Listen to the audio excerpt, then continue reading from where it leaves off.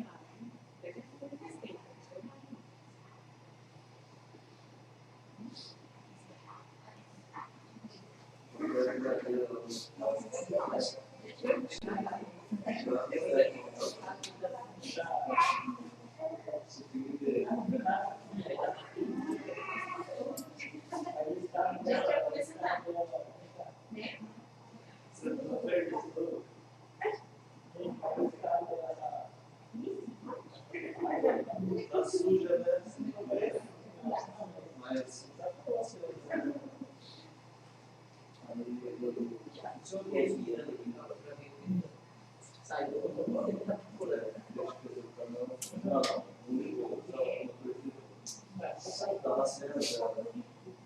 Eu também sou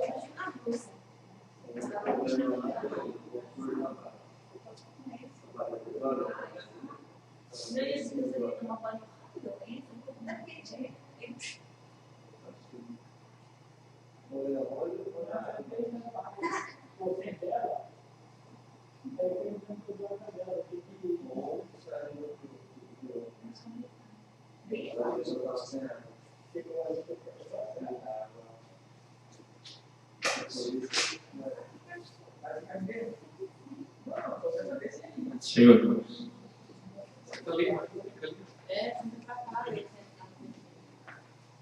Ali pertinho. Tem dois lugares.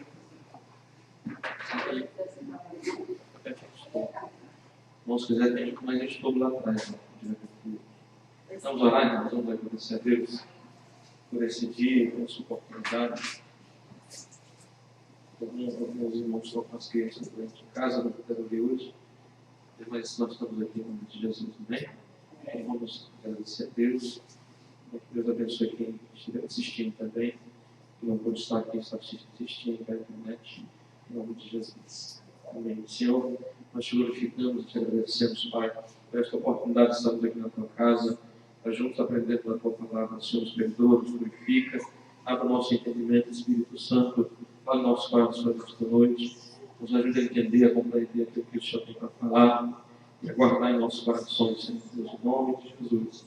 Senhor, nós repreendemos todo o mal, todo impedimento, jogar por terra, em nome de Jesus, a Deus, do teu Espírito Santo, venha falar em nossos corações, Pai, renova o teu povo, tira todo cansaço, toda doença, toda gripe, Deus, todo mal-estar, todo o corpo, em nome de Jesus, com as preocupações, com os problemas, em nome de Jesus, que sejam colocados todos agora diante do teu altar, que a nossa mente esteja ligada na tua palavra. Se alguém é caminho, o Senhor traz em segurança, o Senhor abençoando aqueles que estão em casa não puderam vir, Senhor, que estão passando por algum problema agora, o Senhor dê a solução, o Senhor dê a cura, em nome de Jesus, Pai. Que esse final de semana, Senhor, cada um esteja na tua casa, Senhor, toma eles nas tuas mãos, repreende aquela enfermidade na sua garganta, em nome de Jesus, eu estou repreendendo agora, declaramos ele completamente curado, Senhor, o Estevão também, em nome de Jesus, ó Pai, toma nas tuas mãos e abençoa o pastor Ricardo com as crianças lá embaixo, que o Senhor possa falar em seus corações também,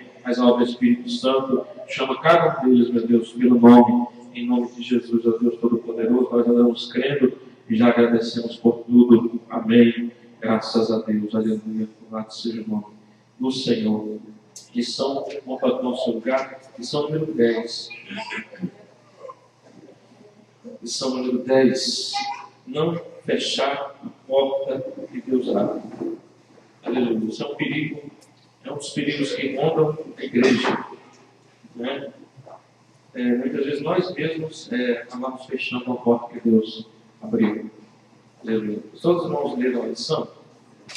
Amém? Alguém não leu? Todos leram?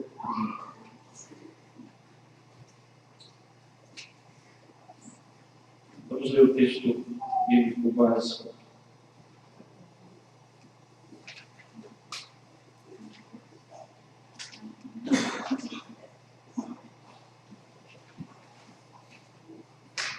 Tessalonicenses, capítulo 4, 16 ao 18, em seguida Apocalipse 3, do 7 ao 11.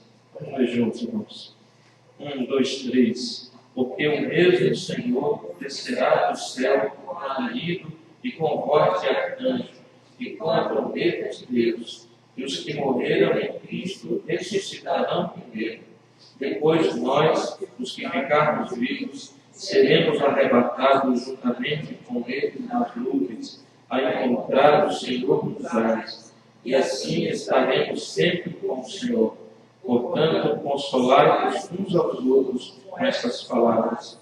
E ao anjo da igreja que está em Filadélfia escreve: isto diz o que é santo, o que é verdadeiro, o que tem a chave de Davi, o que abre e ninguém fecha, e fecha e ninguém abre.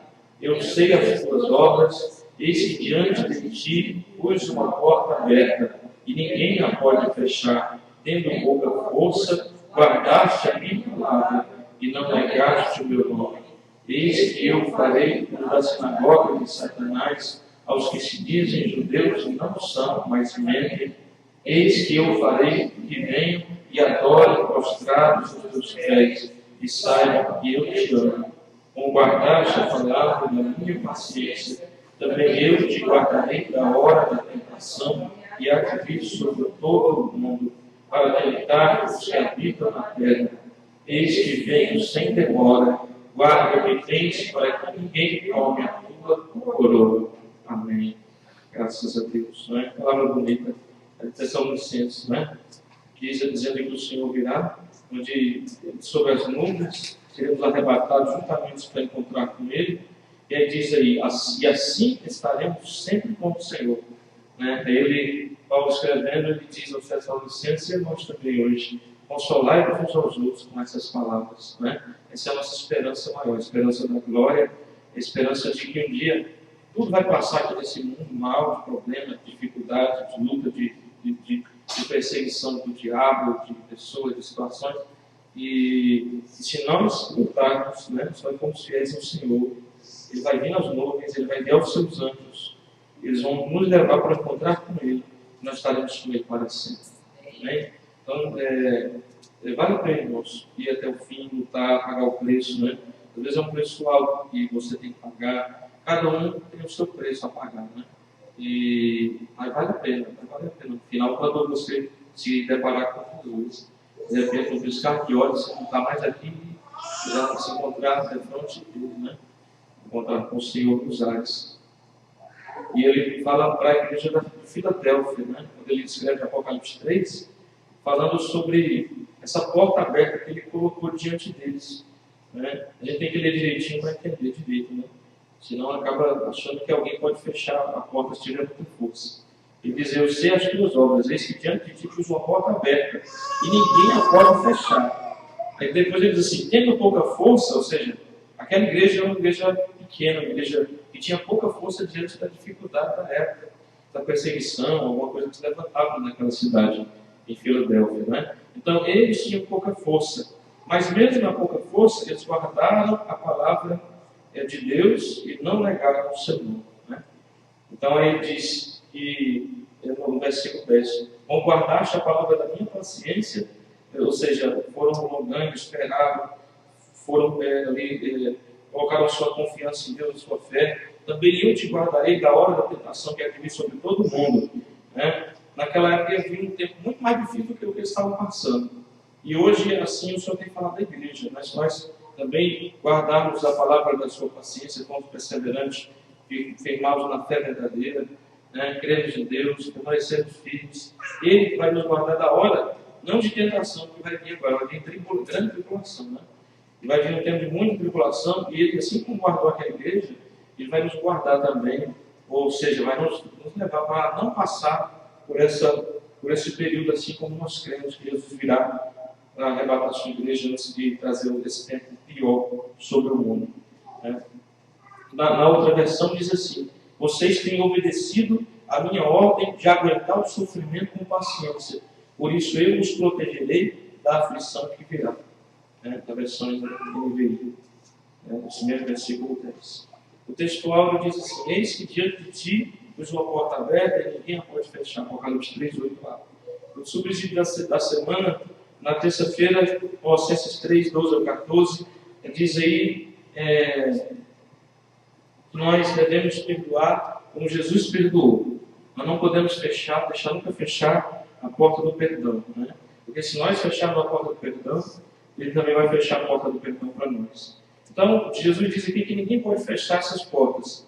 Mas, assim, pessoalmente, nós podemos fechar essa porta na nossa vida. Né? É porque é uma escolha que a gente tem que fazer. Né? Se eu não fizer essa escolha, então eu vou estar fechando essa porta. Né? O Senhor diz que ninguém pode fechá-la completamente para todos. Mas eu, pessoalmente, posso acabar, para mim, fechando essa porta. Então eu tenho que tomar cuidado para que eu mantenha sempre essa porta aberta, porque um dia eu vou precisar passar por ela também. Hoje eu perdoo, amanhã talvez eu precise ser perdoado. Então eu tenho que manter a porta do perdão aberta. Perdoe como Jesus perdoou. Na terça-feira, João 4,35, os campos já estão brancos, prontos para a ceifa. Né? A porta dos ceifeiros, a porta da colheita, a porta dos silos de Deus. Né? Não podemos fechar essa porta também. Como é que eu fecho essa porta? Quando eu não vou, eu vejo os campos brancos e eu decido que eu não vou ser um que vai abrir essa porta para essas pessoas, indo, fazendo a minha parte, colhendo esses frutos que estão prontos para serem colhidos. Na quarta-feira, Mateus 24,14, a boa notícia sobre o reino será anunciada. Né? Então eu posso fechar essa porta pessoalmente, particularmente, vou dar conta disso diante de Deus um dia, se eu não for e não anunciar a boa notícia sobre o reino de Deus. Né? A todos e a quem queira saber sobre esse reino que está chegando. E já é algo assim, espiritual na vida de cada um que reconhece esse reino. Na quinta-feira, Mateus 24, 36 a 44. Ninguém sabe o dia nem a hora da volta de Jesus. Só que nós não podemos fechar a porta da oportunidade, né? Que é dizer para as pessoas, anunciar também que ele vai voltar o dia. Né? Nós dizemos a mesma coisa, não sabemos o dia nem a hora, mas os sinais nos mostram que ele está às portas, ele está próximo. Né? Então nós não podemos fechar a porta da oportunidade para as pessoas. E sempre lembrar também que essa porta nunca se fechar para nós. Na sexta-feira, João 15, 13 ao 16. Vocês serão sempre meus amigos, fazendo o que eu mando. A porta da obediência, né? Não podemos fechar essa porta também para nós. Como é que fechamos essa porta? Não obedecendo, seguindo um caminho de rebeldia, né? Seguindo a nossa própria vontade. Nós vamos estar fechando a porta da obediência. Não feche a porta da obediência, que é um perigo grande para a sua vida. Sábado, 1 Tessalonicenses 4, 13 ao 18. Seja dedicado a Deus e não seja imoral. Né? A porta da moral, da decência. Nós temos que tomar cuidado, porque se nós formos seguir junto com esse mundo, nós vamos estar fechando a porta da decência, da dedicação a Deus, da santificação. E vamos acabar entrando aí, como a imoralidade tem entrado dentro da igreja já. Por quê? Porque fecharam a porta da santidade, da santificação, da libertação, do compromisso, da dedicação a Deus. A dedicação a Deus que ele diz aqui é essa busca da santificação, né? É a separação do mundo e a dedicação a Deus, a santificação. E muitos têm fechado a porta da santificação nas igrejas. Né? Antes queriam ser santo demais, queriam ser santo como ninguém poderia ser. Hoje já acham que não precisa ser santo de jeito nenhum. Então é dois extremos, né? Nós temos que seguir o padrão que a Bíblia ensina, da santificação, que é a cada dia nos separando do mundo, nos aproximando mais do nosso Deus, não deixando a imoralidade, a falta da vergonha, né? A promiscuidade, até mesmo a imoralidade sensual, da sensualidade, né? Das vestes, da roupa, da forma de se vestir. Isso também é imoralidade. Né? Quando a pessoa se põe imoral, ela está fazendo outra acabar pecando através das vestes dela, através da sensualidade do seu corpo. Então a gente tem que ter cuidado com isso, porque nós não podemos fechar a porta da santificação, da moral, da decência. Comentário, palavra introdutória. Ao analisarmos as 7 cartas do Apocalipse, constatamos que Esmirna e Filadélfia foram as únicas igrejas que não receberam nenhuma censura ou repreensão do Senhor. Elas foram elogiadas, tiveram seu comportamento espiritual e suas obras reconhecidas e aprovadas. Qual as 2 igrejas? Quais foram as 2 igrejas? Quando João escreve aquela primeira parte do Apocalipse, né? Quem é que está ditando aquelas palavras para aquelas igrejas? Quem é que está ditando aquelas palavras? É o próprio Jesus. Né? Então, você vê, olha que coisa maravilhosa, não é? Você já imaginou Jesus usar alguém, ou mandar até alguém escrever uma carta para você também, te elogiando você, só falando coisas boas ao seu respeito, só falando coisas agradáveis ao seu respeito. Né? Então, 5 igrejas foram ele falou das coisas boas que elas faziam, mas citou também as coisas ruins que elas faziam, e dizendo que eles deviam consertar aquilo, porque Jesus até ameaçou algumas igrejas a fechar, tirar da presença dele, né? Porque as coisas boas que elas faziam não cobriam as coisas ruins. Então não é assim, igual a gente pensa muitas vezes, eu faço muita coisa errada ainda, eu faço muita coisa ruim ainda, mas eu tenho a minha parte boa. Eu faço 80% de coisas boas. E os 20% de coisas ruins, Deus não vai levar em consideração, porque as 80% de coisa boa vai cobrir as 20% de coisa ruim.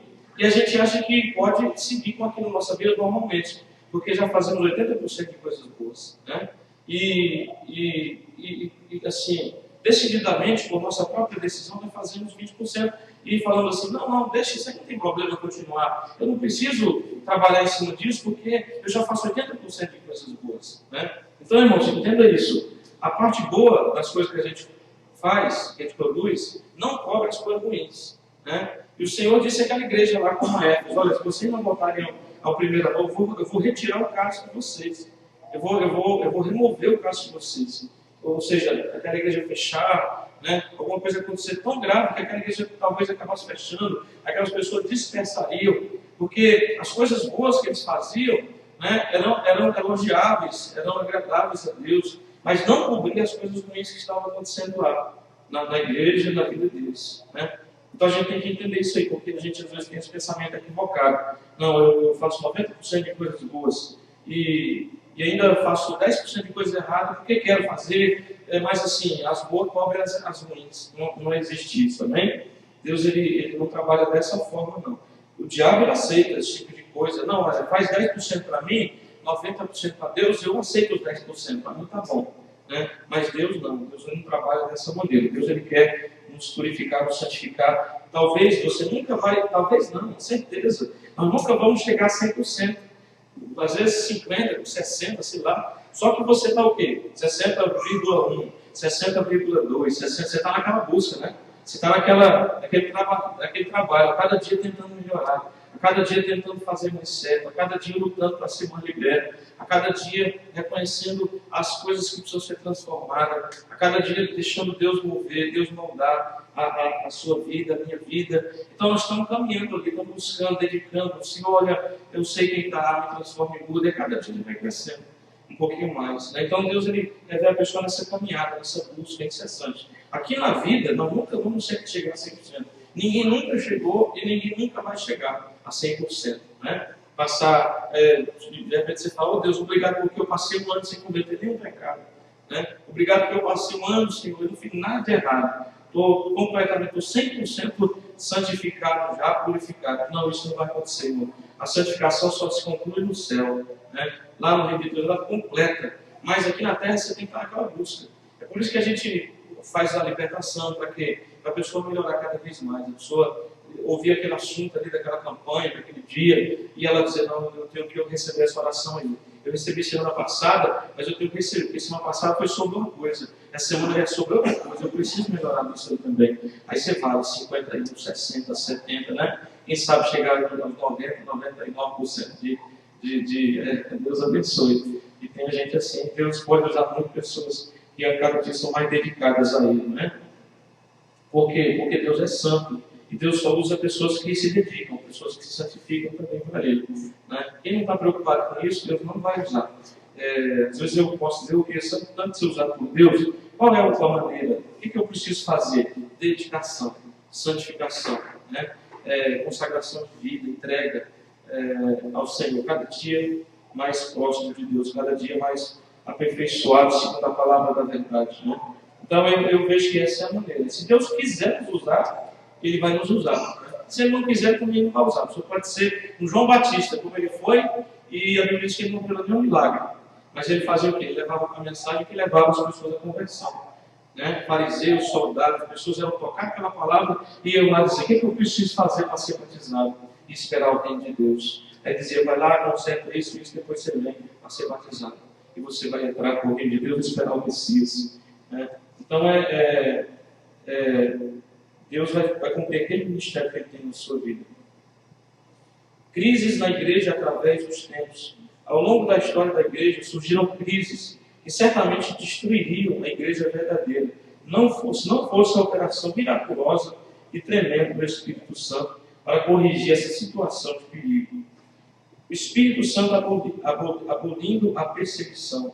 Logo após a inauguração da igreja no Pentecostes e seu crescimento extraordinário, em Atos 5,14, veio um período de queda representado por Éfeso, em razão de ter esfriado o primeiro amor, em Apocalipse 2, 4 e 5. A seguir, a igreja começou a ser perseguida. Iniciou-se uma era nebulosa para os cristãos durante o governo de 10 imperadores romanos cruéis. Porém, Deus agiu poderosamente e levantou o imperador Constantino, que impôs a liberdade religiosa e aceitou de bom grado o cristianismo. As igrejas novamente se expandiram pelo mundo antigo. Então, tem muita gente que diz que foi uma ação do diabo, sei lá, quando Constantino ele se torna cristão, ele determina que o cristianismo seria uma religião livre, aceita, que muitos deveriam até se converter ao cristianismo. Então, eu imagino não, que realmente foi Deus, foi a intervenção de Deus, né? Porque já eram 320 mais ou menos, e o povo há 300 anos mais ou menos sofrendo, 300 anos sofrendo, sendo perseguido, eles procurando destruir os cristãos onde estavam, a igreja não crescia, a perseguição muito forte, né, depois desse tempo aqui, e Deus então, ele toca no coração daquele imperador, depois de 10 impérios de imperadores cruéis, e aquele imperador acaba assumindo o cristianismo na vida dele. A gente vai ver que foi de uma forma assim, não tão correta, né? Ele acabou depois permitindo a entrada de coisas pagãs, porque não foi assim, talvez uma conversão genuína. Ele queria agradar todo mundo porque era imperador, mas de certa forma havia uma intervenção de Deus, havia um agir de Deus sobre a vida desse homem para que o cristianismo pudesse expandir, para que o cristianismo pudesse crescer. E foi justamente nessa época que o cristianismo ele cresceu e se expandiu para a Europa, para outras regiões do mundo, através dessa conversão desse imperador romano, né? Depois veio mais perseguição, depois do seu tempo, mas naquele período, né, Deus ele abençoou e a igreja pode se expandir. Então Deus ele interviu de alguma maneira através da vida desse homem, né? Então o Espírito Santo ele trabalhou aí para abolir a perseguição no meio das crises que a igreja enfrentou. O Espírito Santo ele também trouxe a reforma para a igreja.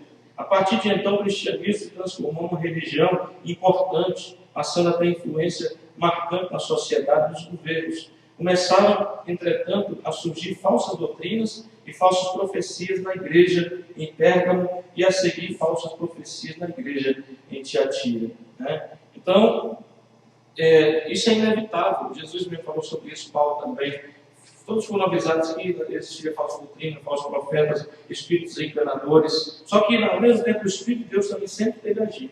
O Espírito Santo sempre esteve mostrando àqueles que têm um coração sincero a verdade, né? Isso aí seria uma coisa que aconteceria até os finais dos tempos, até a volta do Senhor, até o estabelecimento do reino.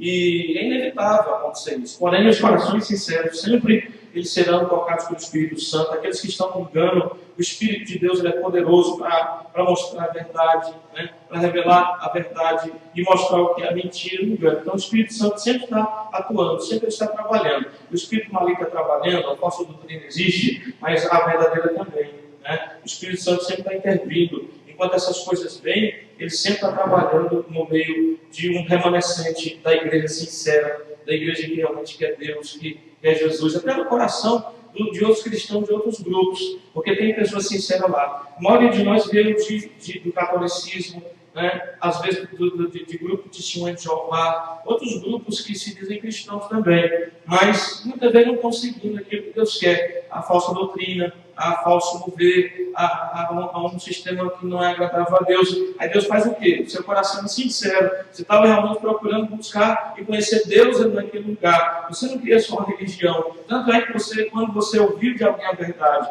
ou você mesmo foi buscar, ou Deus falou no teu coração, você disse, não, então eu vou buscar a verdade, eu vou buscar a palavra, e eu vou tentar buscar congregar num lugar onde as pessoas estejam reunidas também procurando essa mesma verdade, procurando esse mesmo Deus. É por isso que nós estamos aqui, irmãos.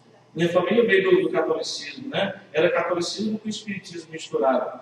De muitos aqui, a maioria também. Alguns irmãos que hoje estão em outras igrejas vieram do Testemunho de Jeová. Estavam o quê? Porque querem Deus, eu vou buscar Deus, eu quero conhecer a Bíblia.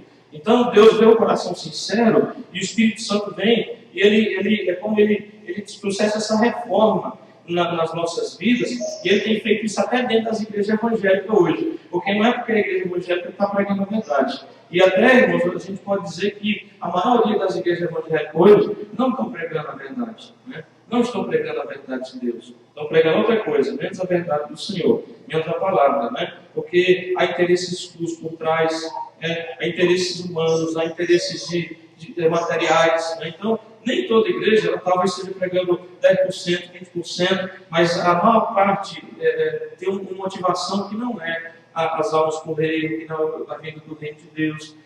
Tem coisas escusas por trás, e até falsas doutrinas, falsos pastores, falsos profetas no meio deles. Até onde aí os próprios crentes são culpados por estar seguindo esses pastores e essas igrejas que só pregam o evangelho da prosperidade? Grande parte, né? Porque hoje, por exemplo, muitas igrejas que eram de uma linha assim, bem baseada na palavra, então mudaram, né? De 10, de 20 anos para cá, e os clientes foram acompanhando aquele seguimento ali, foram acompanhando aquele entendimento, porque na verdade segue o pastor, né? Segue aquela denominação. Então, as pessoas, elas são, em grande parte, culpadas por isso. Tem uma porcentagem grande. Acho que até uma Não é só os pastores, no caso, também. Não, Deus vai cobrar primeiro da liderança, mas Ele vai cobrar também das pessoas, né? Porque Ele tem dado todo tipo de conhecimento, de Bíblias, e tem tudo, a gente tem toda a condição hoje de não ser enganado, né? Mas as pessoas preferem o quê? Algo mastigado. Prefere assim uma coisinha mastigadinha já, né? Não quer ir lá, colher, passar pelo processo todo, igual café, né? Você colhe, aí você tem que deixar secar, depois você vai ter que separar, moer, aí você vai fazer o café. O povo já quer o café pronto, né? Então eles acham mais fácil. O líder falou, então falou para falar.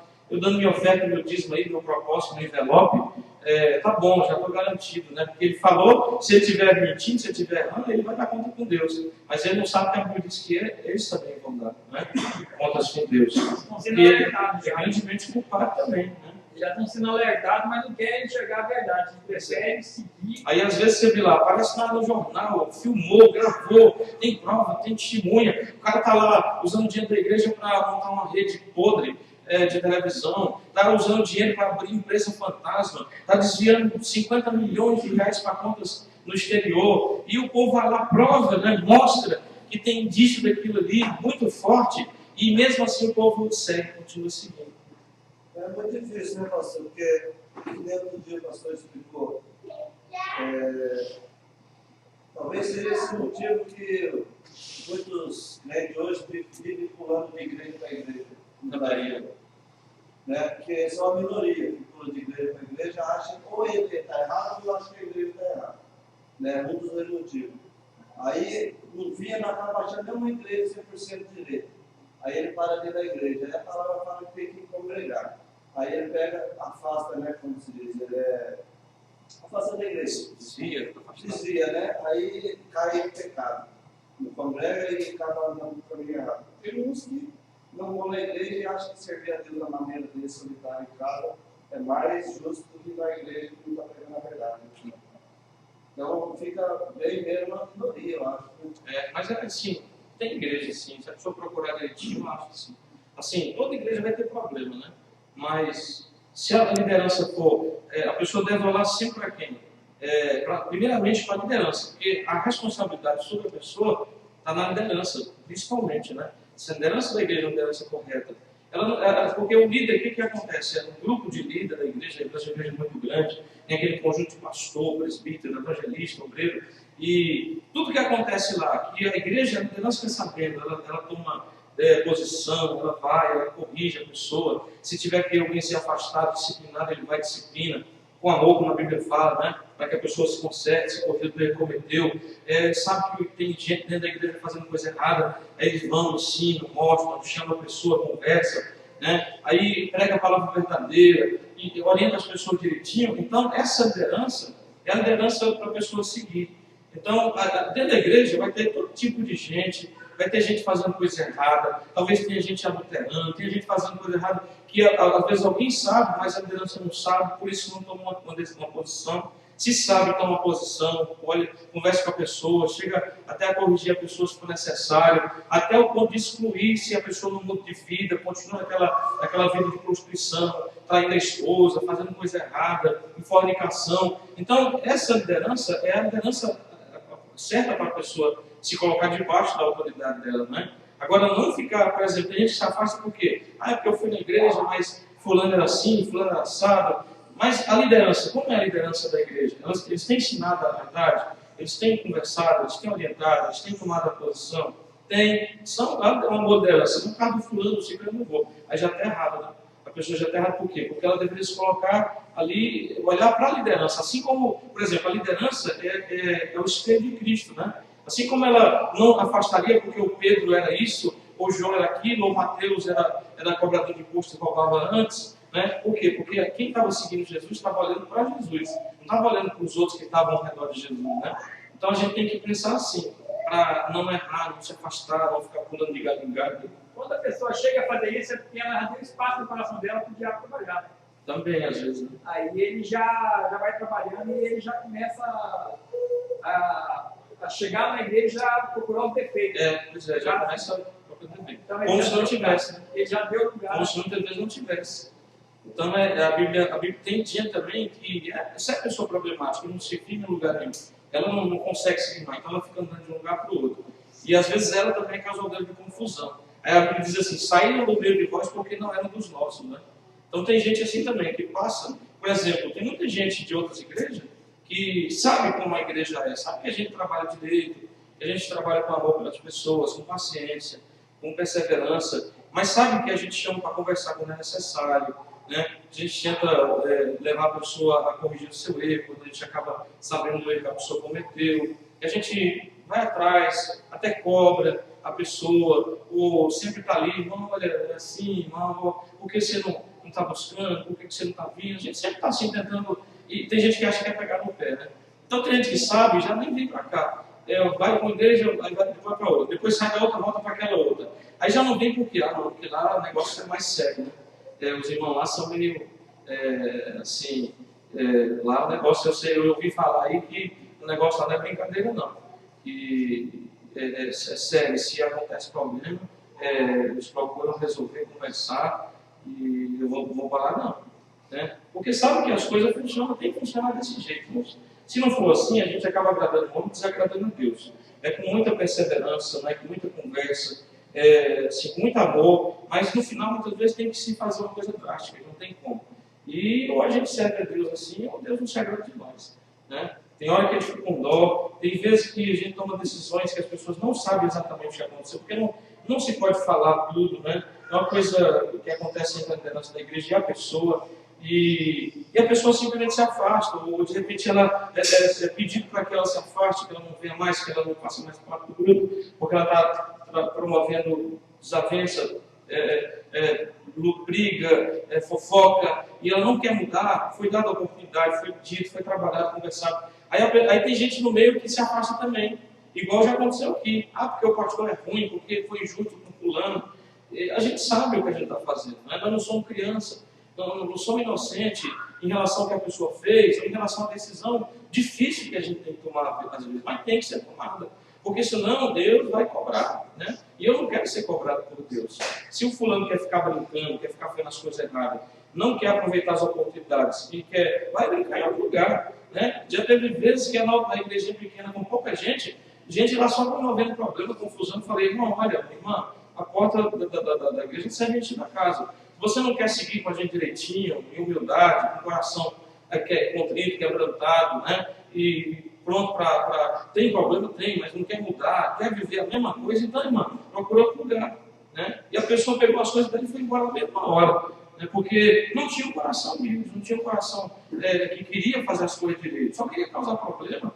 Né? E chegou uma hora que eu falei, por favor, irmão, procura outro lugar. Porque a gente não quer viver em confusão e contenda, a gente quer ficar em paz, a gente quer servir a Deus, A gente quer viver tranquilo aqui. Eu sei que não vai ser possível sempre, mas que haja pessoas problemáticas, as piores pessoas possíveis, só que sejam pessoas que queiram mudar, que tenham um coração, não, eu estou errado mesmo, eu reconheço meu erro, eu quero ajuda, eu quero oração, eu quero aconselhamento, eu quero conhecer a palavra, eu quero mudar de vida. Aí a gente vai com a pessoa onde for. Ela pode estar cometendo o que for, se ela estiver disposta a mudar, a gente vai estar do lado dela trabalhando com ela, né? Não vai abandonar. Mas se é uma pessoa, você tenta, e você vê que a pessoa está fazendo aquilo de maldade, aí não dá. Aí tem hora que você tem que pedir, olha, por favor, né, não dá mais. Né, infelizmente não dá mais.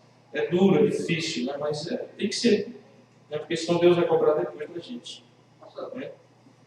Tem gente que diz, antes de eu não falar, tem gente que a Bíblia é tão severa no Novo Testamento, que diz que tem gente que você não deve nem saudar. Tem gente que você não deve nem comer junto, do Novo Testamento, lá no Evangelho de Paulo. Tem gente que você não deve receber dentro da sua casa, né? De tão sério que a palavra de Deus é. Por quê? Porque não é uma pessoa que não tem um coração bom. É uma pessoa que não tem boa índole, né? Conhece o Evangelho, sabe de ponta a ponta a Bíblia, mas vive uma vida terrível, né? Uma vida ruim, uma vida de fazer mal para os outros, prejudicar, falar, contender, né? Isso aí Deus não se agrada. Deus já fala assim, olha, nem saúda, né? Nem receba dentro da tua casa, porque vai trazer coisa ruim para dentro da tua casa. Vou falar. Duas coisas que o pastor falou, assim, a gente concorda em...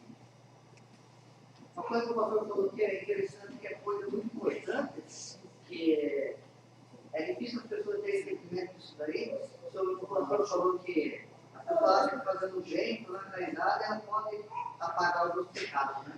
Eu vi isso, uma pessoa falava para mim dentro da igreja, não, mas aquele dia Deus vai pesar muitas coisas, né? Então, assim, parece que a pessoa está querendo se justificar pelos pecados, não quer melhorar, né? Quer crescer.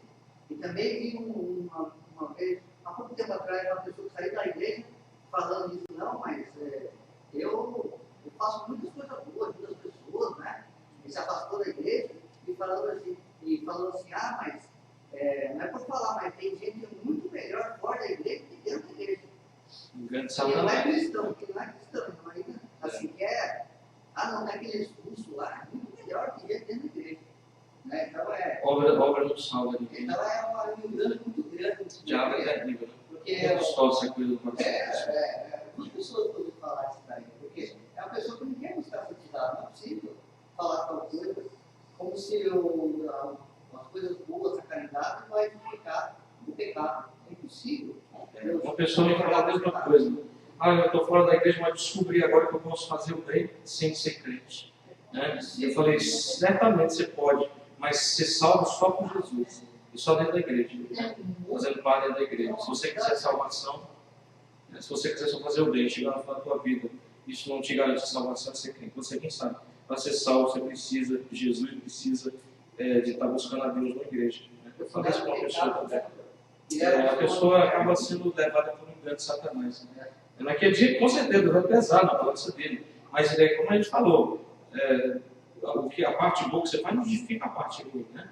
De forma nenhuma. Ainda mais quando é uma coisa praticada voluntariamente, né? A pessoa ela acha que uma coisa cobre a outra, né? Não acontece isso. Ela não se preocupa em melhorar aquela parte que está ruim. Ela não liga porque ela acha que já está fazendo uma parte muito grande boa. Não é dessa forma, né? A gente não pode pensar assim porque senão Deus ele pode cobrar caro da gente. A gente tem que pensar o quê? Não, eu preciso melhorar. Eu tenho que mudar isso, eu tenho que trabalhar em cima disso. Já consegui consertar uma parte, glória a Deus. Agora falta essa, agora falta aquela, agora falta aquela outra, né? E procurar melhorar em cada área. E com certeza 100% não vamos chegar. Mas Deus vai medir sim aquele dia pesar em balança fiel, como diz a palavra dele. E a própria palavra é a balança, né? E aí ele vai dizer, olha, você conseguiu bastante, né? E você estava se esforçando até o último instante, caminhando, buscando. É igual eu já disse para irmãos aqui, irmão, você pode não ser batizado, você pode ainda, você chegou agora na igreja, você está lutando contra vício de cigarro, você está lutando contra vícios igual já teve gente de patinco, né? Aí já tinha deixado o patinco, estava lutando contra o cigarro, estava fazendo todo o seu esforço para largar, já estava fumando bem menos, né? Fumava 2, 3 carteiras por dia, aí estava conseguindo diminuir, porque estava naquela luta, eu quero deixar, eu preciso largar isso. E eu falei para a pessoa e eu continuo falando. Jesus voltar naquela hora ali, a pessoa não é batizada, ainda nem sabe direito do Evangelho, mas está lá buscando a libertação. Jesus volta e ele leva aquela pessoa lá. Né?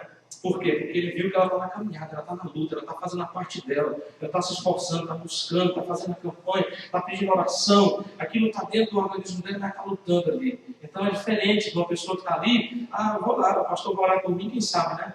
Mas eu vou continuar aqui com o meu viciozinho, vou continuar aqui com o meu pecadinho, vou continuar aqui com...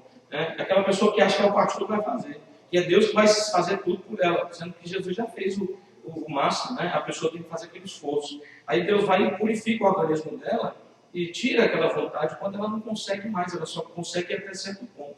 Né? Mas Deus viu aquele esforço que ela está praticando ali. Então eu acredito nisso. O Espírito Santo avivando a igreja, o ponto 3. A contaminação com o mundo chegou a tal ponto que igrejas como a de Sardes estavam ameaçadas de desaparecerem se os seus líderes não se arrependessem e buscassem a renovação de um remanescente que também já estava prestes a morrer. Apocalipse 3:2. Então o Senhor enviou um forte avivamento espiritual. Né? Então veja aqui, na igreja de Sardes, a gente estudou anteriormente, o problema lá é justamente com quem? Deus não estava cobrando dos crentes primeiramente, né? Porque se os crentes estavam fazendo coisas erradas, muitas delas eram por causa da liderança que estavam fazendo coisa errada. Era por causa da liderança que não tomava uma atitude, né? E não buscava essa renovação que Deus queria para eles. E Deus vem cobrando justamente da liderança em primeiro lugar. Também Ele vai cobrar da igreja em geral, mas primeiramente Ele cobra da liderança. Porque Ele colocou a liderança justamente para ser um exemplo, para liderar, para ensinar, para consertar as coisas erradas quando elas estão acontecendo, para levar arrependimento para a igreja, renovação. Né? Então da liderança Deus cobra primeiramente. Nós somos obreiros, a gente dá conta dobrada, né? Diante de Deus, daquilo que o Senhor colocou nas nossas mãos. As bênçãos de uma igreja fiel. Estamos trabalhando sobre uma igreja obediente, amorosa. Estamos tratando sobre uma igreja obediente, amorosa, aberta para a operação do Espírito Santo. Né? Olha as bênçãos que vêm sobre uma igreja que é fiel. Essa igreja tem amor fraternal. Em relação aqui, falando a Filadélfia, que nós vimos no começo. O nome Filadélfia significa amor entre os irmãos, amor fraternal. Quando há amor fraternal, isso implica na presença do Espírito Santo, porque é através dele que o amor de Deus é derramado em nossos corações. Romanos 5:5. E Jesus também falou que se nós amássemos uns aos outros, fôssemos irmãos, né, em Cristo, ele viria e se manifestaria em nós, e o mundo conheceria que ele é o Filho de Deus, que ele veio para salvar tudo mais, no meio desse amor fraternal. Né? Então, para haver esse amor aí, só mesmo no amor derramado pelo Espírito Santo em nossos corações. Né? A gente tendo compreensão, perdoando o outro, caminhando junto. Na primeira oportunidade que aconteceu um problema, já não querendo abandonar, abrir mão, porque o irmão, porque não sei o quê. Porque sempre a gente tem uma pequena parcela de culpa também em algum problema que acontece. Né? Nada acontece assim, 100% só de culpa em uma parte. Então nós temos que ter esse amor fraternal, ser parecido com Filadélfia, reavivada na santidade. As diferentes formas como Cristo se apresenta às igrejas no livro de Apocalipse, na introdução das cartas, apontam alguma característica da natureza de cada igreja. Né? Então, os irmãos leiam lá depois aquele começo ali do capítulo 1 ao 3, para ver as características de cada igreja. Né? E sempre o Senhor querendo promover o que? Santificação, santidade. Né? Essa dedicação a Deus na vida de cada uma das igrejas. Está firmado na verdade. Essa igreja é fiel. Sem a verdade em nossa vida não há libertação. A verdade é Cristo, tem as referências aí. A igreja fiel está firmada naquele que é verdadeiro, Apocalipse 3:7. Né? Então, essa é uma característica da igreja verdadeira. Tem amor fraternal, ela a cada dia santifica, é reavivada na santificação, e ela está firmada na verdade que é Cristo Jesus, que é a sua palavra. Ela recebe também a autoridade de Deus. Jesus detém a autoridade sobre todas as coisas, as quais lhe estão sujeitas. Efésios 1:22. A ao ressuscitar, ele afirmou: é-me dado todo o poder no céu e na terra. Né? E esse poder tem passado para a igreja, para a sua igreja, para o seu povo, para os seus líderes, para o seu povo. E ela também encontra portas abertas, apesar de existirem restrições em alguns lugares para se pregar o Evangelho, na maioria das nações do mundo, e aqui no Brasil, lá no Brasil, o Espírito Santo tem aberto as portas para a divulgação do Evangelho. Devemos valorizar essa bênção de Deus e usar essa grande oportunidade que temos. As portas abertas são uma grande promessa para a igreja fiel e aprovada. Né? E ela tem que ir em busca de portas abertas, mesmo quando as portas estão fechadas. O apóstolo Paulo, quando ele escreve uma parte das suas cartas, ele pede uma ação dos crentes. Né? Ele pede assim: ore para que portas se abram para o Evangelho. Onde eu for, portas se abram para o Evangelho, as pessoas sejam receptivas, né? As cidades, os governantes, as pessoas não venham me impedir de levar o Evangelho onde quer que eu vá. Então ele pedia essa oração para as igrejas estarem intercedendo por ele, para que onde ele fosse como missionário de Deus que ele era, portas se abrissem para a pregação do Evangelho. Então nós devemos orar também hoje assim, para esses lugares onde há dificuldade, para esses lugares onde os irmãos não podem dizer que são crentes, né? Deus, olha, abre portas do Evangelho, abre portas para que o teu povo possa congregar, possa servir, possa crer no Senhor com liberdade, né? Porque, irmãos, tem nações aí que têm baixo índice de cristãos evangélicos. Por quê? Não é porque as pessoas não querem Jesus, né? É uma coisa muito triste isso, quando você vê lá a realidade. Às vezes tem gente que olha, principalmente nessa janela 10 por 40, onde tem 63 países, 65 países de menos índice de cristão no mundo, e tem gente que olha e não sabe a história e acha assim: povo coração duro, né? Povo da Ásia, da África, do Oriente Médio, povo dos países islâmicos, povo duro de coração, povo que não quer saber de Deus, povo que mata os missionários, né? E não é isso muitas vezes. Você fica mais triste ainda quando você vê essa realidade, que não é porque eles querem. Povo na Índia, né? Então você vai ver que não é porque eles não querem, eles querem. O povo, a maioria, se tivesse a oportunidade, quer, eles desejam isso. Porém, a lei proíbe, a lei da nação impõe uma religião. A religião está na lei, a religião está na cultura, a religião está na mão da liderança, né? E o povo não pode se converter, o povo não pode, porque eles vão presos, porque senão as famílias deles são mortas. E eles pensam 1000 vezes antes de milhares para um se converter. E ele sabe que ele está pondo em risco a vida dele, a vida da família dele, em muitos lugares, né? Onde o Evangelho é restrito, onde o Evangelho é completamente proibido. Então eles pensam muito, e eles não podem, eles querem até, eles desejariam. Sim, eu creio que muitos dizem: Senhor, deve estar orando lá, Senhor, quebra essas barreiras, faz com que cada um possa escolher sua religião aqui na minha nação, né? Faz que a nossa nação seja igual às nações lá no Brasil, lá na América, lá nos países da América do Sul, do Norte, nos países da parte da Europa livre, da Ásia, lá onde tem liberdade. Senhor, Deus dos crentes, Deus Pai de Jesus, será Jesus Cristo. Se meu país fosse assim também. Então, o mais triste é isso, irmãos, é você saber que tem milhares, milhões de pessoas que gostariam de ser cristãos e não podem, porque senão vão morrer. Né? Vão morrer. Na Nigéria, em 2004, 2005, foram mortos mais de 4 mil cristãos. Né? Isso aí, os que eles conseguiram contabilizar. Fora, talvez, uma outra quantidade dessa aí, que foi morto e nem ninguém ficou sabendo ou nem achou. Né? Os que se converteram lá, porque havia essa liberdade para a pregação, só que os muçulmanos iam em cima dos cristãos. Os cristãos aprendiam que não pode revidar, não pode lutar. Muitos acabaram até lutando ainda para defender a sua família. Mas aí o que aconteceu? Mais de 4 mil foram mortos entre 2004 e 2005. E outros que não ficaram registrados, talvez uns 8 mil no total. E milhares deles começaram a fugir, os cristãos, atravessando a fronteira para outros países, porque não queriam morrer lá. Né?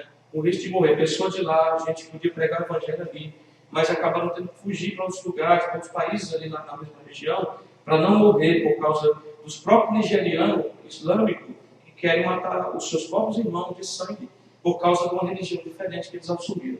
Então é muito difícil nesses lugares. Eles não entendem, eles não compreendem o que é ser cristão num lugar desse aí, porque é muito difícil mesmo. E não é porque muitos não querem, seu coração duro, não é isso. Não é igual no Japão, que o povo não quer. É pregado, é falado, americano estão aí desde muitos anos, muito antes dos crentes brasileiros chegarem aqui, os americanos já estão aqui há mais de 100 anos atrás. A Assembleia de Deus completou 100 anos no Brasil, ela fez 100 anos aqui também. Né? Ela completou 100 anos aqui também. E não tem a força que tem no Brasil. É a maior igreja do Brasil. Né? E aqui não, eles não conseguiram avançar, não conseguiram alcançar o coração do povo. E não é porque a lei proíbe, é porque eles mesmo não querem. Eles resistem, a tradição é forte aqui. A religião deles, eles são muito nacionalistas, né? São fechados ainda demais, até hoje ainda. Que Deus quebra essas barreiras aí. Mas é diferente, né? Aqui eles podem, aqui, se eles quiserem, podem se converter, mas eles preferem continuar, porque não querem abandonar a tradição deles. Né?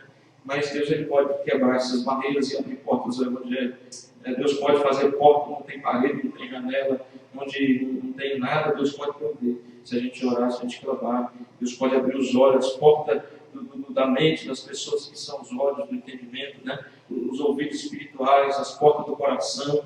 A gente tem que orar para isso, irmãos. Não pode desistir, né? Sempre profetizando, são duros, são difíceis, eles não querem. A gente não pode ficar falando isso toda hora. É uma realidade, mas tem que profetizar o quê? Em nome de Jesus, o coração se amolecerão, as portas se abrirão, eles darão ouvido, vai cair essa cegueira dos olhos, vai sair essa surdez dos ouvidos, eles vão ouvir, eles vão entender, eles vão, assim como o Senhor revelou para Paulo, pode revelar para eles também, né? Porque é um povo zeloso pela sua tradição. E se eles forem entender o que é o Evangelho, quem é Jesus, e se eles passarem a crer em Jesus, vão ser zelosos também pelo Evangelho, pelas coisas de Jesus, como você vê como são os crentes japoneses, né? São zelosos ali, são dedicados, e faz, e vai.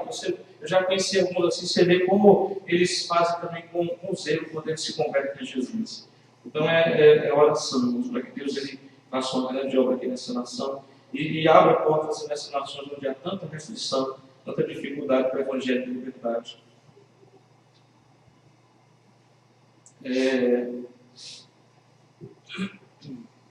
2.6 as bênçãos de uma igreja fiel. Não nega o nome de Jesus. Os crentes da Filadélfia podiam ter pouca força, mas certamente isso não ocorria na área espiritual, pois provavelmente quando se sentiam fracos, aí então é que recebiam forças de Deus, como Paulo. Né? Então e como eles eram, Jesus disse que eles tinham pouca força humanamente, mas espiritualmente são uma igreja muito forte. Né? Eles chegaram ao ponto de serem elogiados por Jesus, eram uma igreja forte espiritualmente. A igreja fiel guarda e pratica a palavra. Aí está o segredo da vitória: esconder a palavra de Deus no coração para não pecar, praticá-la no dia a dia. Né? Então, escrever no nosso coração, guardar no nosso coração, e a cada dia, em cada situação, pensar como é que eu devo viver essa situação segundo o que a palavra de Deus me ensina, como eu devo agir, como eu devo me comportar, porque o Evangelho não é uma religião, o Evangelho é uma prática de vida, o Evangelho é uma forma de viver, né? O Evangelho é um estilo de vida, assim como muitos têm aí, assumem e são, e não querem nem saber o que as pessoas pensam deles, eles vivem a forma de vida que eles têm, né? O crente às vezes tem vergonha disso. Então ele segue aquele evangelho naqueles momentos ali, talvez no seu particular na oração, talvez na igreja, mas diante das pessoas ele tem muitas vezes vergonha. É por isso que muitas vezes muitos acabam se assentando na roda dos escarnecedores, né? Agindo como Pedro agiu ali no meio daquele povo quando Jesus estava preso ali ao redor da fogueira. A Bíblia diz que ele agiu, ele foi ímpio como aqueles ímpios lá. Ele agiu igual a eles, né? Para tentar mostrar que não era o seguidor de Jesus, que era igual a eles. Ele acabou sendo uma pessoa dividida. E aquele que recebe o Evangelho de verdade, ele vive isso como um estilo de vida. Né?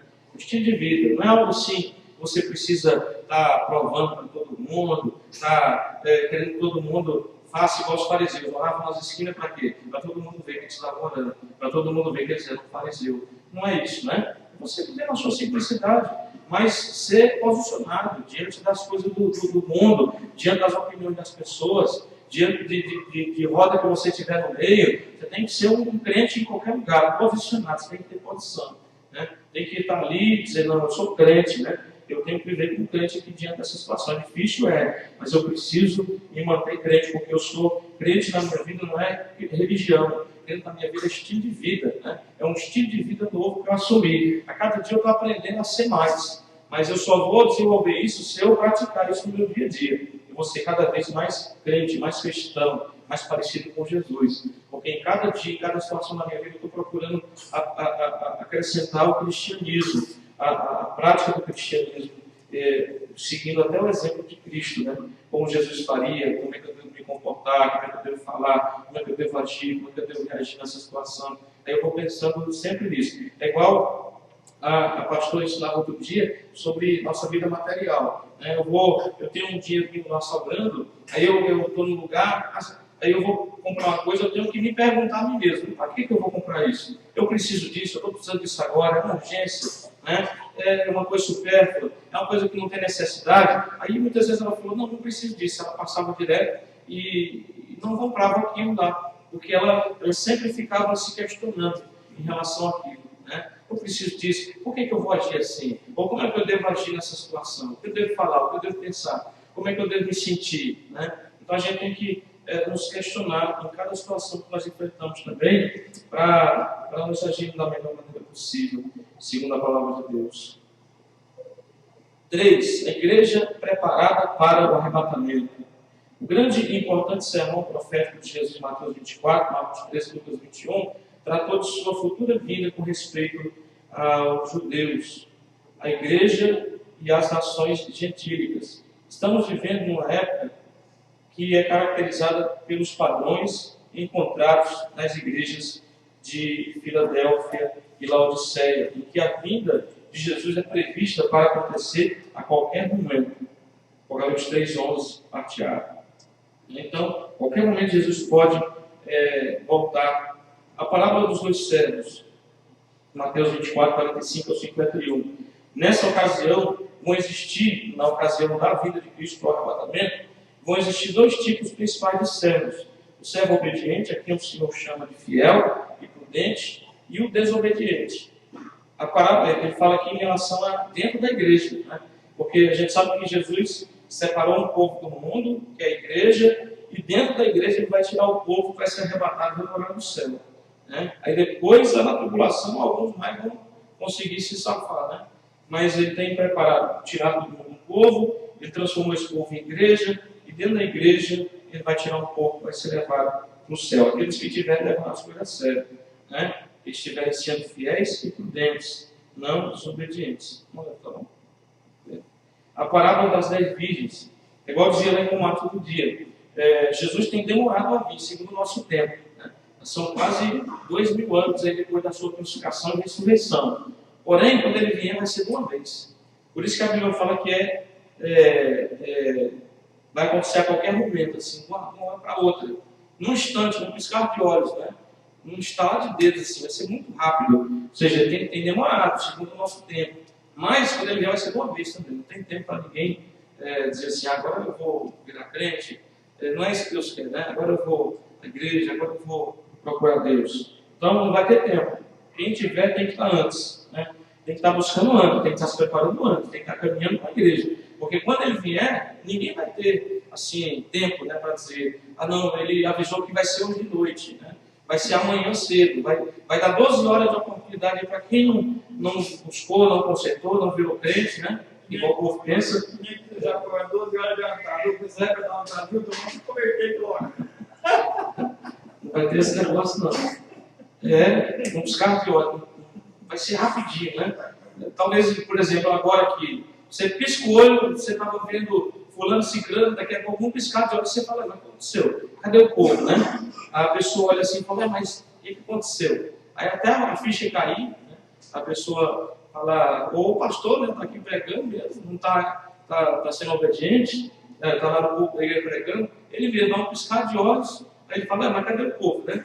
Por que só tem um povo aqui e os daqui sumiu tudo? Aí ele vai falar, mas por que eu não sumi também? Aí Deus vai falar, porque você não está com a vida reta. Então é complicado. Não tem tempo assim para a pessoa, quem dera, né? Mas você vê que o povo é tão imprudente, o povo é tão assim, não leva a sério de uma forma tão grande que você viu, né? Veio há uns 2 anos já falando, 2012, 21 de dezembro e tal. Nem com medo de uma situação dessa, o povo, alguém até poderia pensar assim, né? Quem sabe, né? Vai acontecer isso aí mesmo, então acho que é para ir para a igreja, sei lá o que pode acontecer, eu acho que eu vou, né? Porque, sei lá, se de repente acontece mesmo, se cai até hora aí, destrói tudo. Nem que pensasse assim, mas você vê, não, coloca lá o quê? Como aproveitar a vida até 21 de dezembro, como usufruir, como aproveitar o máximo, como não sei o quê. Aí o povo fazendo piada, então da mesma forma fazem também em relação a você falar assim, hoje Jesus está voltando, mas quando é que é? Qualquer hora, amanhã, hoje, depois. É conversa fiada, né? Só vão acreditar quando acontecer. Né?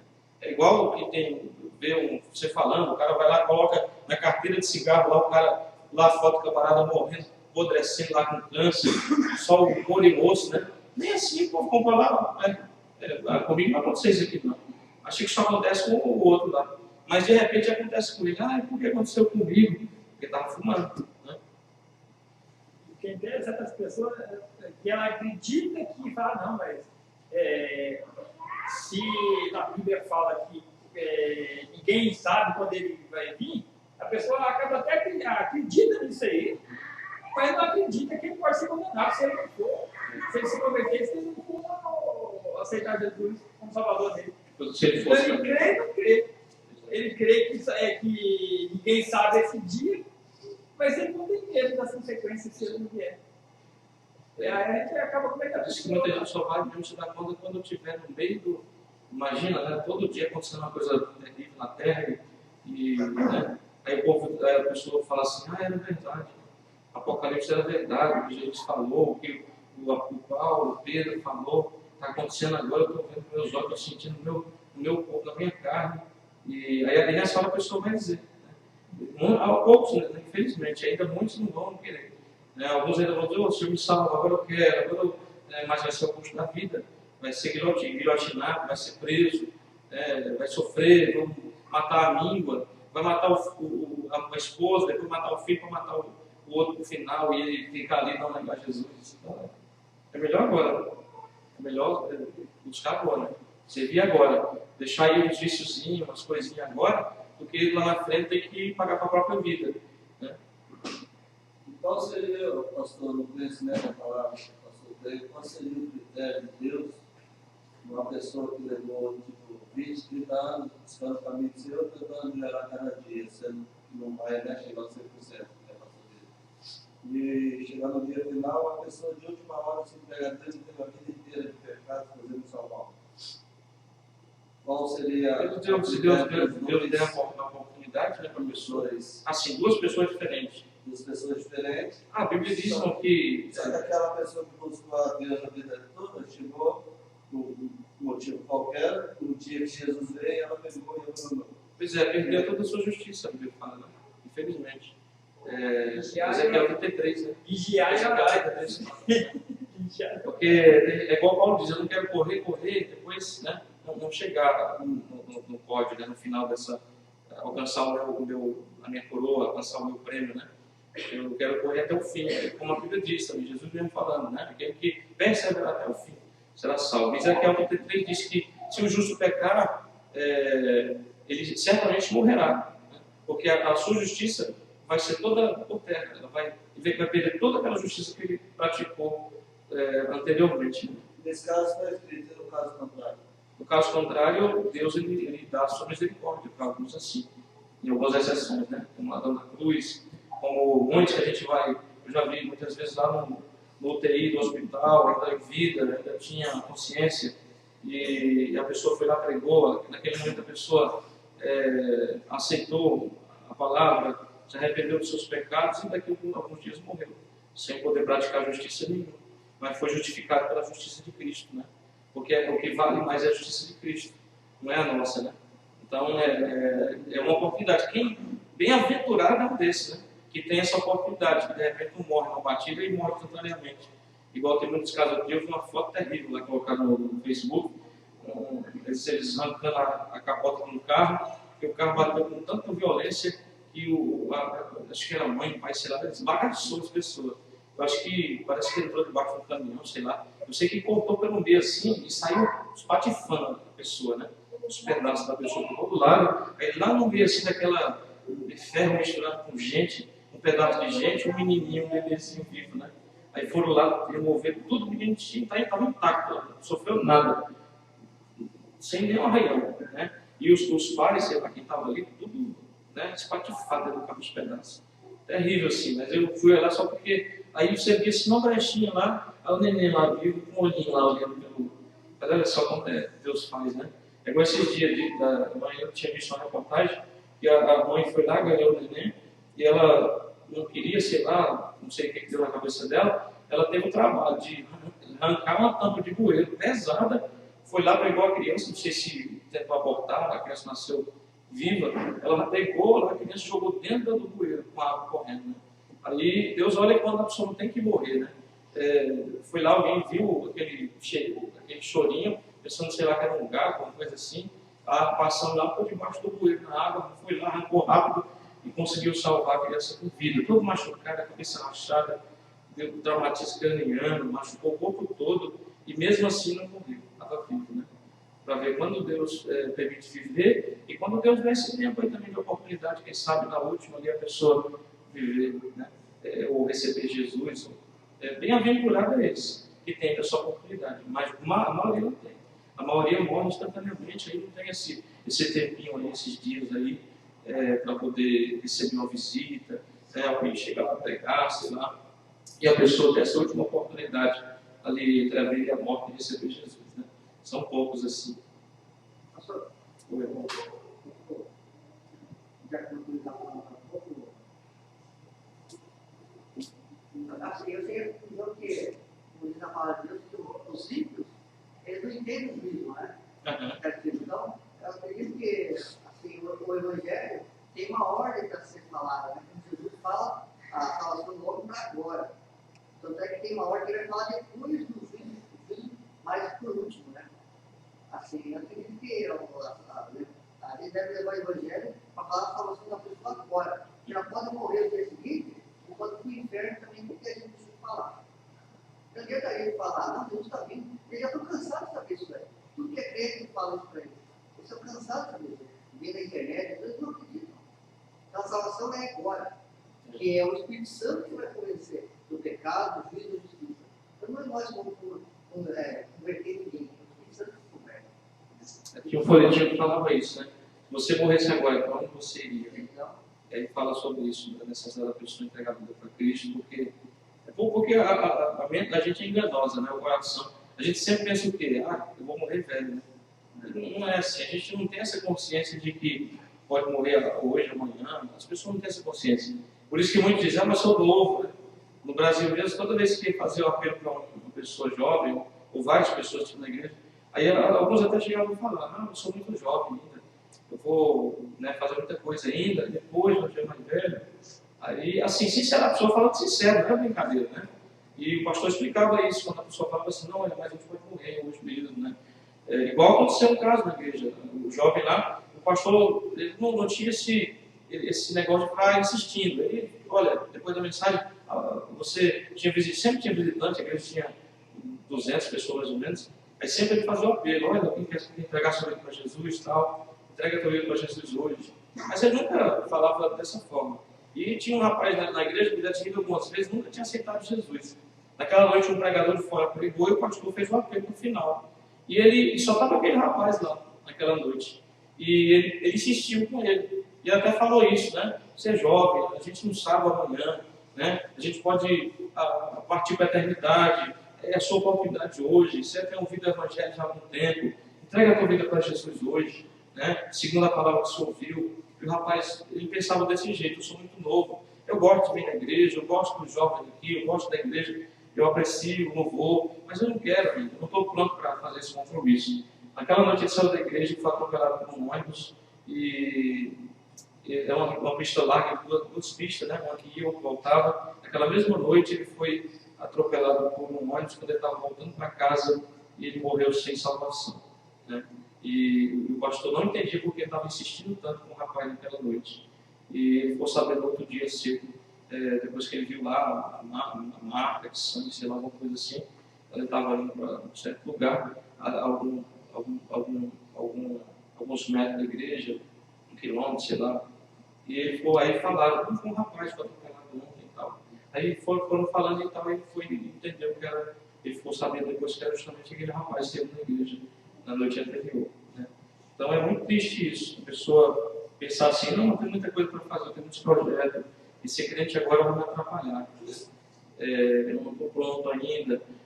A pessoa pensa que ela tem que deixar de ver muita coisa para depois servir e vir para o Evangelho, né? Sendo que muita coisa é Deus que vai transformar.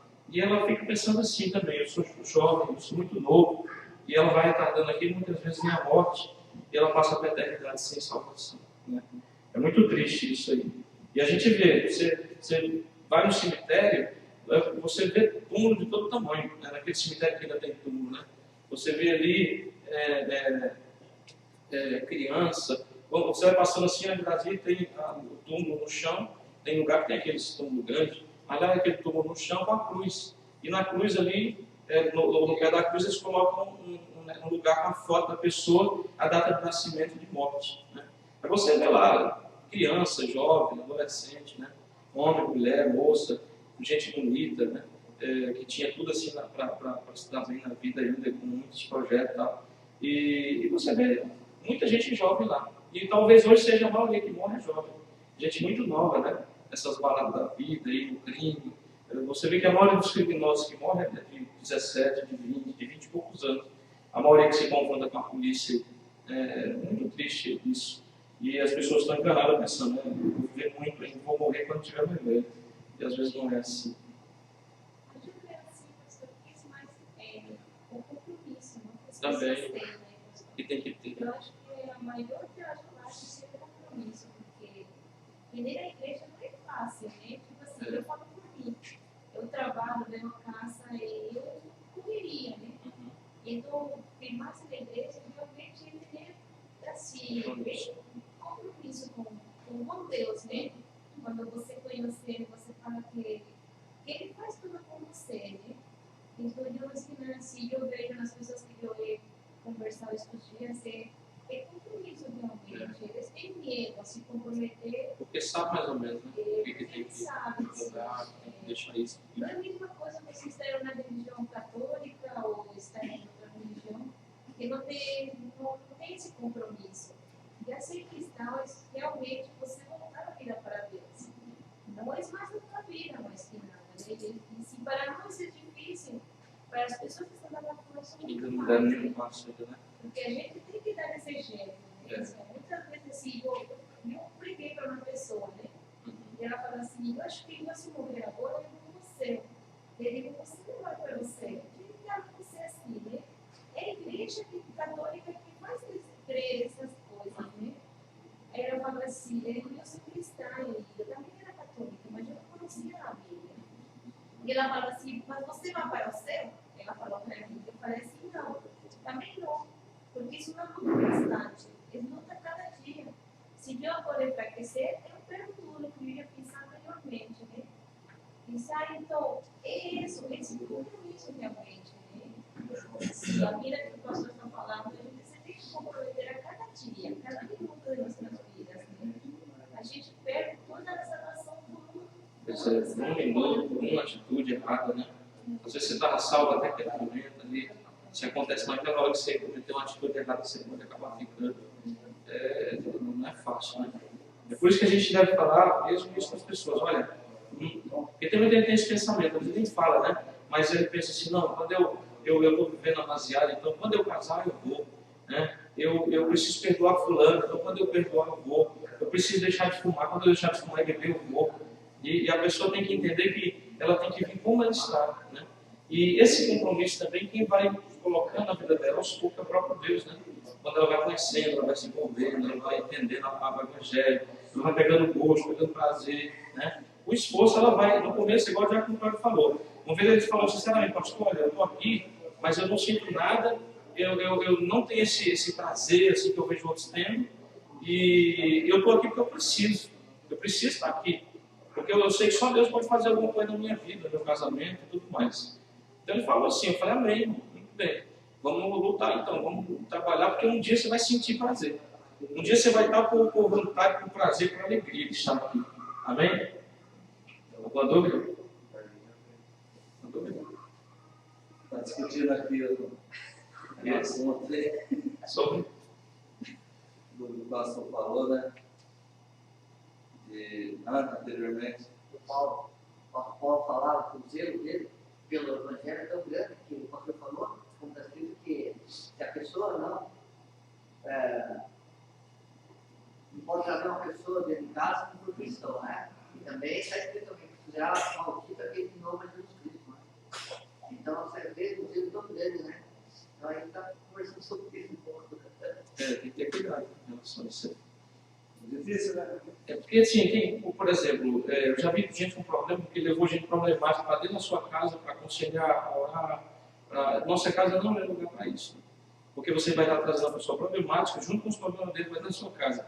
Você pode sim, não tem problema você convidar um amigo, você até quer aproveitar ali aquela oportunidade para tomar um chá, tomar um café, ou faz uma janta. E ali ele vai se sentir bem, vai dar o exemplo da sua família. Só que você não deve tratar de coisas espirituais na sua casa. Porque se você mexe com isso, aí isso vai vir contra você depois. Coisas espirituais são para ser tratadas em outros lugares ou na igreja, né? No trabalho, é outro lugar, não é a sua casa, né? Na casa da pessoa. Sim. Na casa da pessoa também, né? Agora, tem que estar preparado para isso. E não que seja proibido. Uma pessoa, por exemplo, até um ímpio mesmo, mas ele te respeita, ele gosta de você. Você um dia quer convidar para jantar na sua casa, é diferente, né? É diferente de uma pessoa que conheceu o Evangelho e é rebelde. Ele está falando sobre essa pessoa e você não deve receber na sua casa. Uma pessoa que conheceu o Evangelho e se rebelou contra o Evangelho e se rebelou contra a liderança e tal, sobre a igreja, falando mal ou dividiu a igreja, é uma pessoa desse sentido, né? Ou uma pessoa também, por exemplo, uma pessoa que conhece a palavra, mas distorcidamente, né? E ela ele fala para você não receber uma pessoa dessa na sua casa, por exemplo, um testemunho de Jeová. Ah, mas está falando de Deus do mesmo jeito. Aí você recebe em casa, às vezes você não tem um conhecimento mais profundo, e você é confundido pela falsa doutrina que aquela pessoa traz, né? É uma doutrina distorcida que ela traz. Por isso, você não deve recebê-la também. Porque ela, além de ser uma pessoa que muitas vezes está fazendo um papel de falso profeta, né, ela pode distorcer tudo aquilo que você está recebendo no verdadeiro. Então para ter esse cuidado aí. Né? Uma pessoa rebelde e uma pessoa que leva uma coisa enganosa. O brasileiro também, o brasileiro não, o Senhor Jesus também. Um mormon, né? Por exemplo, um mormon. A gente pensa assim, na igreja de Jesus Cristo do Santo no último dia, mas é uma doutrina completamente fora da Bíblia. Né? E às vezes chega ali falando o nome de Jesus e tal, e parece até que igual você, cristão, que está buscando a palavra de Deus. Por quê? Porque a estratégia é para entrar na sua casa e ganhar você para a fé deles. Tem que tomar cuidado com isso aí. Não é que você tem que ficar assim, ai meu Deus, ai meu Deus do céu, ai meu Deus do céu, vai me contaminar, eu vou ficar impuro, ai vai me atingir, vai. Não, é uma questão mais de você não ser confundido, né, por alguma doutrina que aquela pessoa traga.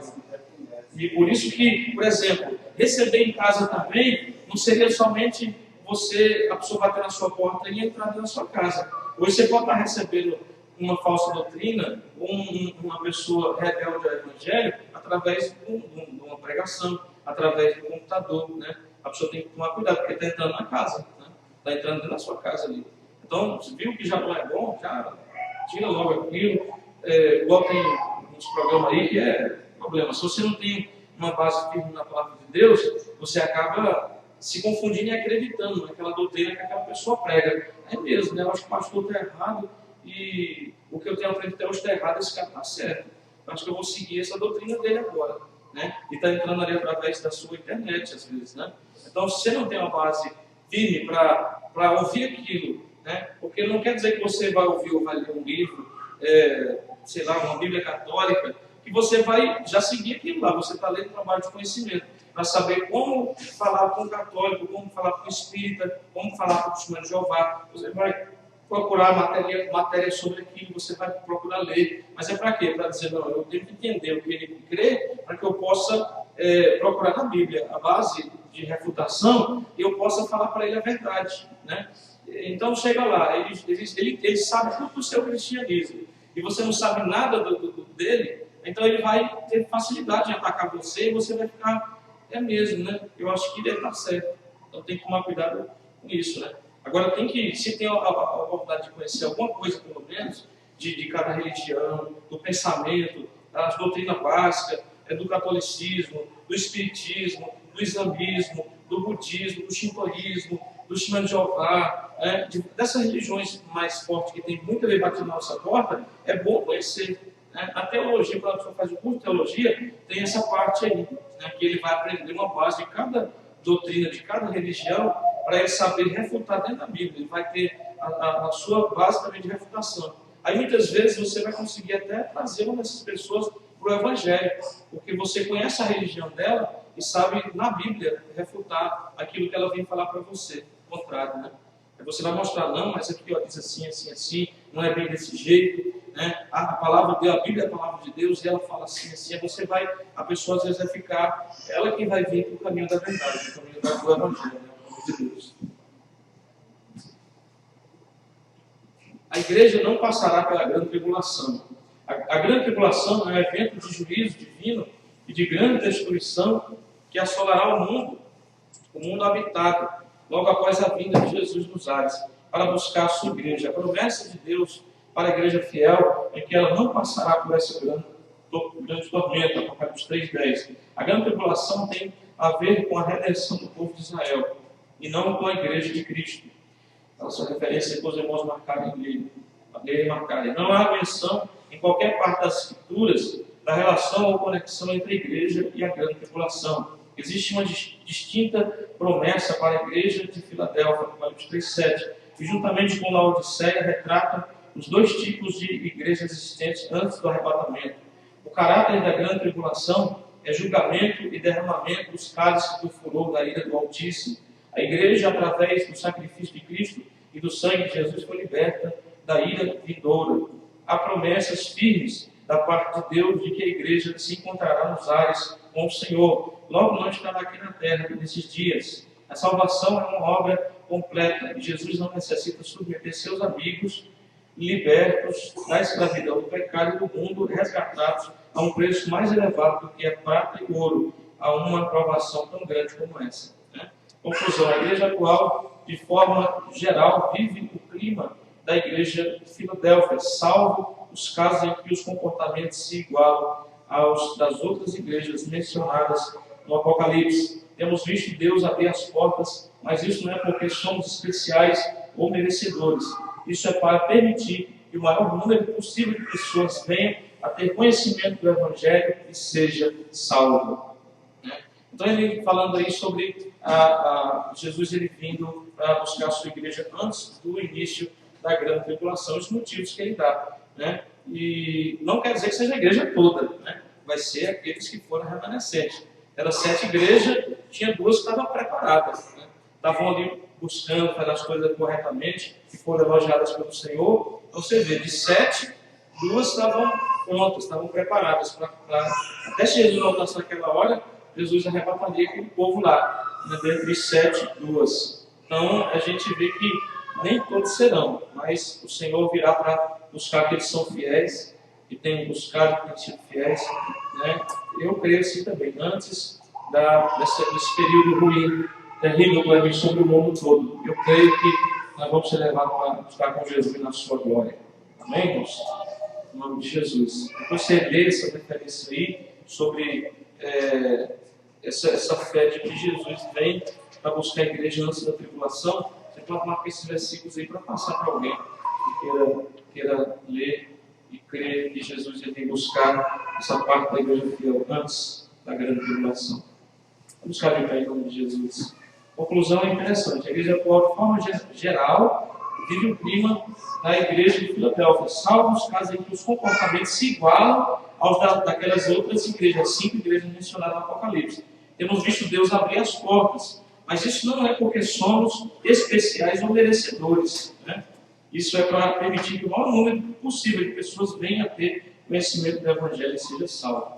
Então, igreja, tudo quanto é tipo, tudo quanto é nome, né? É Jesus permitindo para que ninguém possa chegar naquele dia e dizer: eu não fui salvo, eu não conhecia, não tinha igreja, não tinha uma porta lá que eu pude conhecer o Evangelho. Sempre tem. Pode ter 10 ruins, mas tem uma boa. Né? Tem uma que está na visão, está no ar, está buscando, está no alvo, está no caminho. Então, sempre vai ter uma porta aberta e vai estar pregando a verdade para que ninguém possa dar desculpa diante de Deus naquele último dia. Amém, irmãos? Não é porque somos especiais e merecemos. É pela grande misericórdia do Senhor para as nossas vidas. Amém? Então, igual a irmã falou. Se eu tenho, pela Bíblia, a certeza de salvação, eu tenho que me manter nisso cada dia, em toda situação. Porque senão, pode ser que Jesus volte no momento em que eu esteja deixando de praticar algo. Né? Fui, igual a irmã falou, tentando o correto. Aí Jesus volta bem na hora que eu estou irado, estou com raiva, estou xingando fulano, estou fazendo uma coisa errada, estou aproveitando uma oportunidade que surgiu, né? Aí Jesus volta naquela hora ali. Aí os 30 anos de justiça ficou tudo para trás. Aí tem gente que vai ficar revoltado, né, nessa hora também. E vai até querer, né? Puxa vida, vivi 30 anos certinho só porque cometi um errozinho aí, só porque bati na rocha e não vou entrar na Canaã. Né? Então, Moisés lá, você vê, 40 anos fazendo tudo certinho. Paciência de Jó, né? Acho que nem Jó teve paciência igual Moisés. Aí na última hora, uma coisa erradinha que fez lá, um errozinho cometeu, Deus falou, ó, sobe lá para o monte, você vai morrer, e você não vai entrar na terra não. O Josué assume a tua liderança aí, você vai para a glória. Você já não está com muita paciência com esse povo mais. Né? Tem gente que se for com paciência, ele já tinha levado. Né? Para não perder a bênção por causa da paciência. Jesus não dá paciência, Jesus. Não dá paciência porque eu não quero perder a bênção na última hora. Né? Então a gente tem que ter muito cuidado mesmo, porque senão a gente fica pensando desse jeito. Né? Moisés, eu já vivi 40 anos de justiça. Deus não vai me deixar fora de Canaã por causa dessas duas cacetadas que eu dei na rocha. Não. Deus falou, você vai ficar fora sim. Você não vai perder sua salvação. Né? Como no caso de Moisés lá, você não vai perder sua salvação aqui, mas você vai ficar fora da promessa. Perdeu a bênção de entrar ali na última hora. Vamos agradecer ao Senhor em nome de Jesus. Amanhã, 10 horas da manhã, nós estamos aqui em oração. Quem puder participar, vem em nome de Jesus. À noite não vai haver oração. Amém, irmãos? Já está fazendo uma visita, então não vai haver oração à noite. Sábado estamos aqui, em nome de Jesus. Eu vou confirmar com o pastor Santos se ele vai estar ou não, né? O pastor de Tiba. Talvez ele venha no sábado ou no domingo, não sei. Não consegui falar com ele hoje. Vamos agradecer a Deus. Deus, obrigado por este dia. O Senhor nos ajuda, Deus, em nome de Jesus. Sabemos que não é por nós, Senhor, é por Ti. Aí de nós, se não for a Tua mão sobre nossa vida, Tua graça, Tua misericórdia, Teu fortalecimento, Teu Espírito sempre nos alertando. Ó Deus, nos ajuda, Senhor, não fechar as portas. Não fechar para nós mesmos, Senhor, porque quando fechamos porta, estamos fechando para nós mesmos, Senhor. Ó Deus, nos ajuda cada dia, está no alvo, está no caminho, a ser, meu Deus, da igreja de Filadélfia, da igreja, Senhor, de Laodiceia, em nome de Jesus, ó Pai. Nos ajude, Senhor, a estar na visão, a olhar cada dia para Ti, Senhor, a buscar o aperfeiçoamento, Senhor, a santificação, a dedicação a Ti, ó Deus, a ser parte, Senhor, desse remanescente do mundo, que o Senhor virá para arrebatar. Em nome de Jesus, ó Pai, entregue nas Tuas mãos cada irmão, cada irmã, leva despertamento ao coração do Teu povo, Senhor, desta igreja, das outras igrejas, Pai, nos ajuda a estar prontos, preparados, Senhor, para esse grande dia em que nos encontraremos contigo. Nos ajuda, Senhor, nos ajuda, Deus, que não possamos ter perdas diante de Ti. Muitas vezes não perder a salvação, mas perder muita recompensa por causa, Senhor, de falhas, de erros cometidos aqui, de coisas que não fizemos, Senhor. Em nome de Jesus, nos ajude a chegar até o fim, a chegar de cabeça erguida, a chegar com as nossas mãos cheias. Em nome de Jesus, Pai, nós pegamos cada uma das Tuas mãos, abençoa cada vida, leve em paz o seu lar, e possamos estar aqui sábado, domingo, buscando a Tua face. Em nome de Jesus, ó Deus, nos oramos e agradecemos em nome de Jesus. Amém. Graças a Deus. Amém. Deus abençoe, irmãos. Cumprimento o seu irmão com a paz do Senhor e diga algo para ele em nome de Jesus. Fiel, se prepare. Jesus voltar hoje da porta. Não feche as portas, irmão.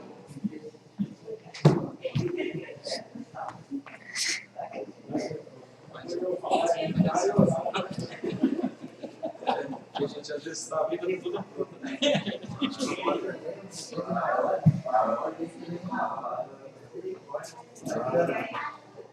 E aí vai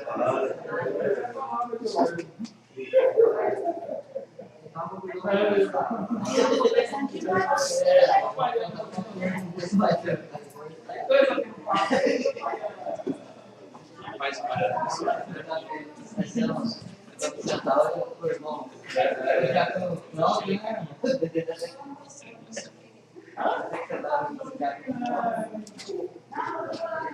Tá tirando dúvidas da matéria, rapaz. Não tinha criado, não. Falando mais alto, Vai falar na boca. vai, tem lá no. Pegou a luz lá? Tem outro lá. Tem outro aqui.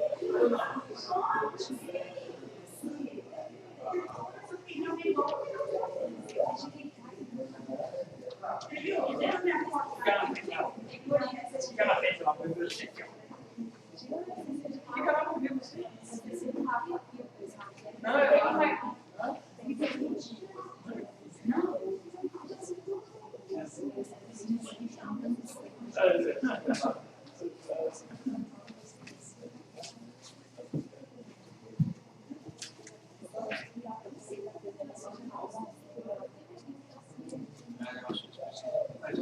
Os dois preparados. Vai chegar aí. Rafael, né? Rapaz, aí tirou Estudo paralelo e eu passa o prego meia hora, Você perguntou antes, eu lembrei. Na hora que ele falou que era Eu procurei uma que eu não achei. a partir do que você falou, aí a gente não fazendo na hora. Bota a entrada com nós, né? Olha o modo do salão. Mas eu estava tentando lembrar o contexto antes. Eu não quero ser presidente. preparado. Igual eu falo, você quiser deixar ele entrar na minha casa, Tem que orar por ele. se escolher desse jeito aí, Mas tá lembrando o contexto que ele estava falando antes, entendeu? Ele falando, acho que eles desviaram da festa. Então deixa ele lembrar do lado. Você já fala logo na hora. Conversar. Tá vendo? A gente também tá falando para lembrar na hora.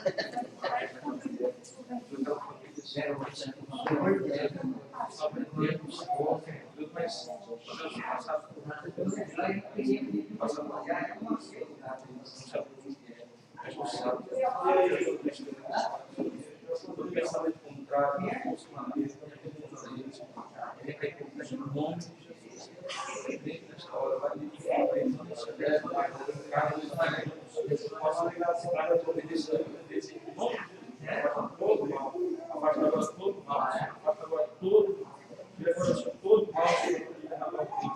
Obedecer ao Senhor, para aquelas que não são para proteção especial, livra-nos, livra-nos dos afastamentos dos caminhos, livra-nos dos enganos de Satanás, livra-nos, Senhor, em nome de Jesus agora, vai ter nome, nossa abençoação, faz a obra dos Deus, em nome de Jesus, alegre o meu coração, Senhor, eu te peço em nome de Jesus, peço em nome de Deus, vai fazer a obra para a glória do teu Senhor, move agora o teu poder, move agora o Senhor, em nome de Jesus, Deus, queima todo mal, toda aflição, toda angústia, toda tristeza, vai cair no papel agora em nome de Jesus.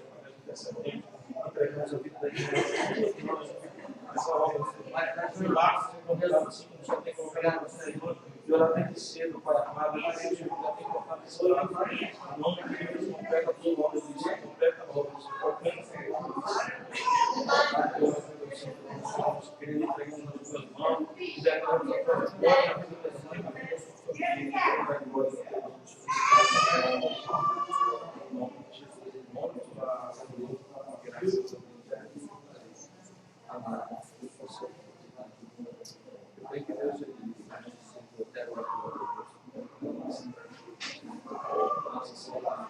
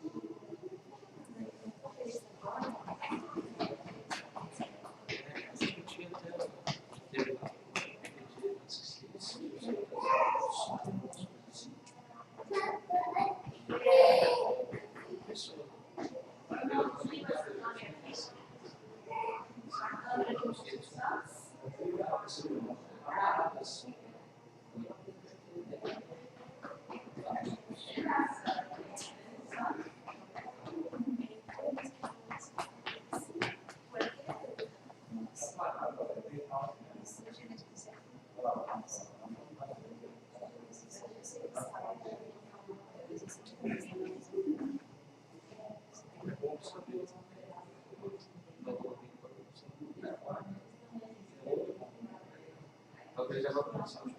Meu computador não consigo ser respeitado. Deixar feito.